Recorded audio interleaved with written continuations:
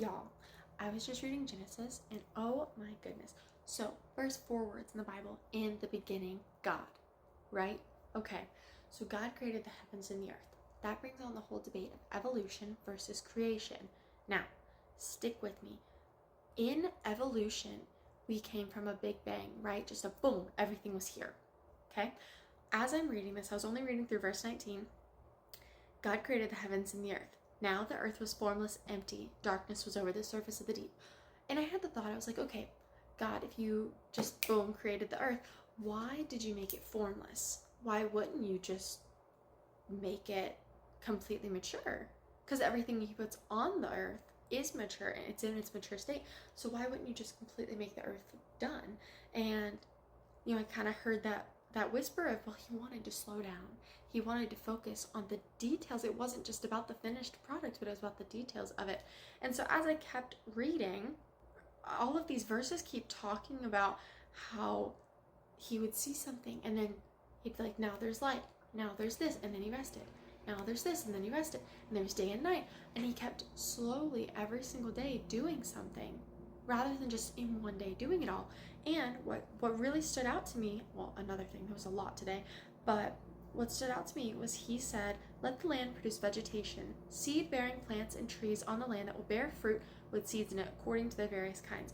Okay, Adam's not mentioned yet. So in God's mind, he already knew that he was going to create humans and that they would need to rely on the land. There's no animals on the earth yet. There's no people on the earth yet. God was standing there going, nope, they're going to need seed-bearing fruits, so we're going to go ahead and put them on the earth so that they're there. And back to the Big Bang thing, it shocked me because the Big Bang is just no attention to details. It's just boom, we're here.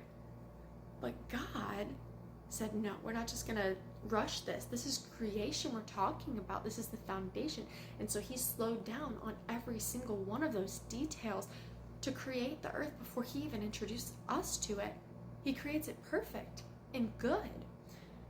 And it had me thinking, in our own life where we're at right now, we might feel like God's not moving around us or we're not seeing what he's doing, but he spent days creating the earth, paying attention to details, forming things with his hands and breathing life into them before he introduced us to it.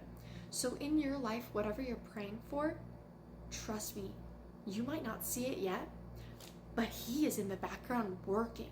He is forming things and breathing life into things. And when he introduces you to it and allows you to come in, it will be good.